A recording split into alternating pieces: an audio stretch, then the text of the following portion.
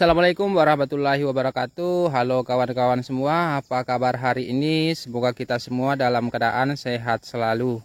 Amin.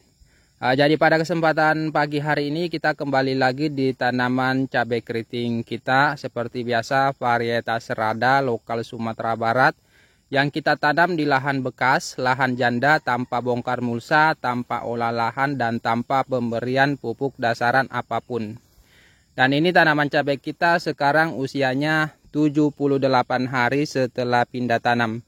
Dan ini mungkin sekitar 20 hari kemudian ini mungkin sudah ada yang merah.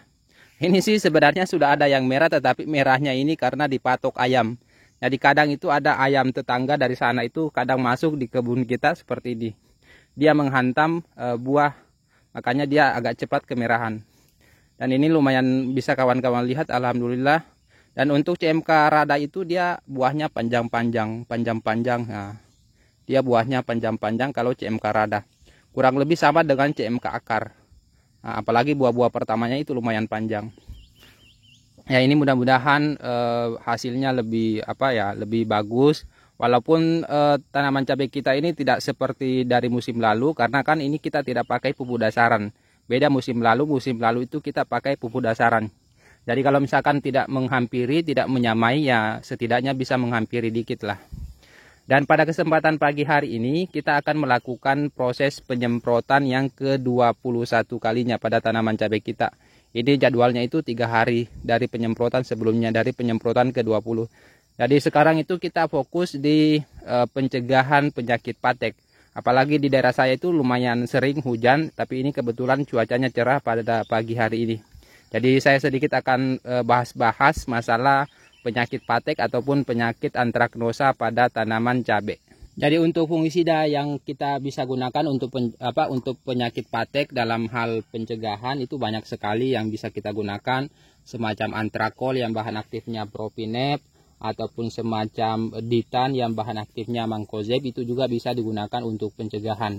Tetapi semacam itu kan dia fungisida kontak yang hanya bisa digunakan untuk protektif atau pencegahan.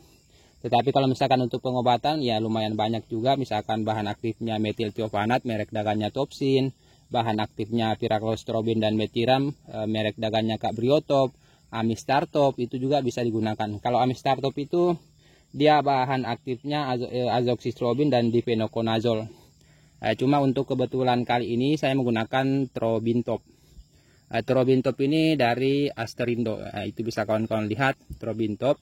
Ini kandungan Trobintop itu sama persis dengan amistartop. Cuma untuk amistartop itu kandungan persentase bahan aktifnya itu lumayan lebih rendah dibanding Trobintop. Trobintop ini lebih tinggi, baik itu azoxystrobinnya ataupun difenoconazolnya.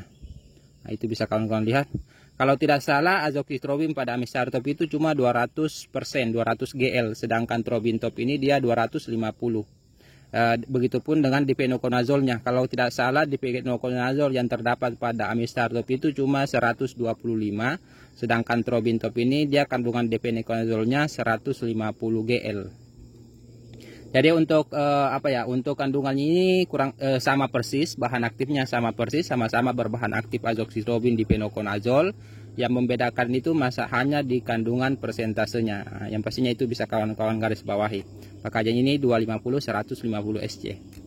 Yang pastinya untuk Trobintop itu di pasaran sama dengan amistartop, itu bahan aktifnya azoxystrobin difenoconazole, amistartop dari produk Syngenta. Terus yang kedua Torbinol dari produk CV Saprotan atau dari Paktani, itu juga bahan aktifnya azoxystrobin difenoconazole. Coba kalau Torbinol itu dia lebih tinggi lagi daripada Trobintop ini. Untuk Torbinol itu dari CV Saprotan.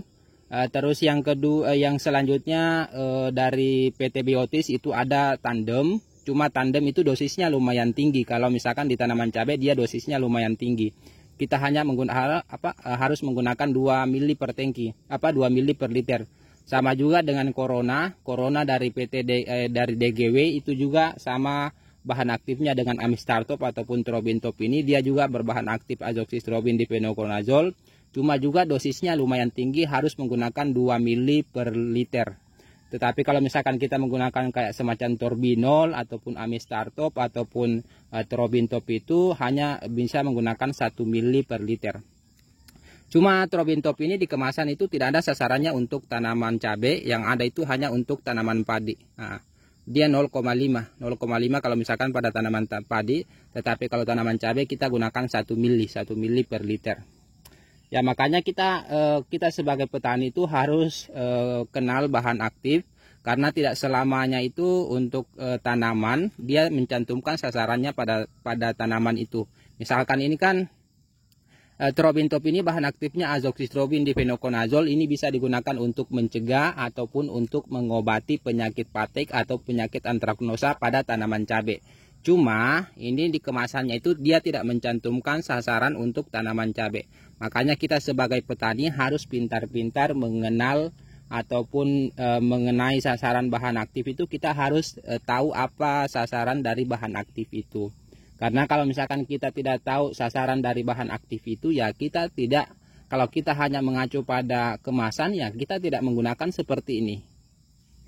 Jadi ibaratnya kalau misalkan kita sebagai petani awam yang hanya mencantumkan ataupun hanya melihat referensi yang ada di kemasan, berarti ini kita tidak gunakan pada tanaman cabai, karena di kemasan itu tidak mencantumkan tanaman cabai. Makanya kita sebagai petani ya harus belajar sedikit demi sedikit mengenai dari bahan aktif yang sering kita gunakan. Dan ini sangat bagus kita gunakan untuk mencegah ataupun untuk mengobati penyakit patek atau penyakit busuk buah kering. Penyakit patek, penyakit antraknosa ataupun penyakit busuk buah kering. Jadi langsung saja kita ke pencampurannya. Untuk pupuk daunnya saya menggunakan Profit Maxi. Ini dia dominan kalium tetapi tinggi fosfat juga. Ini kita akan rolling dengan nanti itu Flex G juga dari PT Merauke. Ini juga dia mengandung boron, mangan dan morbidelin, cuma lumayan rendah, agak rendah kalau untuk mangannya ini mangan, boron dan molybdenum. Ini kita gunakan 1 sendok makan karena kita nyemprotnya 3 hari sekali dan kita ini masa pembuahan. Terus insektisidanya kita menggunakan insektisida Bespidor. Ini saya akan menggunakan 2 insek, Curacron yang ditambah dengan Bespidor. Makanya untuk dosis Bespidornya ini kita hanya gunakan 1 sendok makan karena kita mau campur. Seandainya kita tunggal Bespidor itu kita gunakan 2 sendok. Tetapi kita gunakan ditambah dengan Curacron, kita cukup gunakan 1 sendok.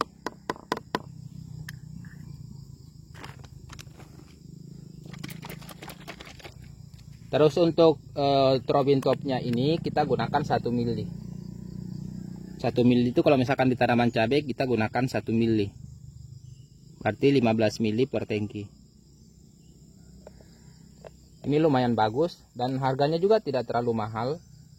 Masih saingan-saingan lah dengan Amistartop. Terus Curacron ini ya, Curacron itu lumayan tinggi dosisnya. Kalau Curacron ini penggunaan kita itu ke tanaman cabai untuk hama lalat buah, karena baunya menyengat, bisa membunuh dan mengusir hama lalat buah. Tetapi selain bisa untuk hama lalat buah, Curacron itu juga bisa untuk hama kutu-kutuan, misalkan hama trip ataupun hama kutu apit.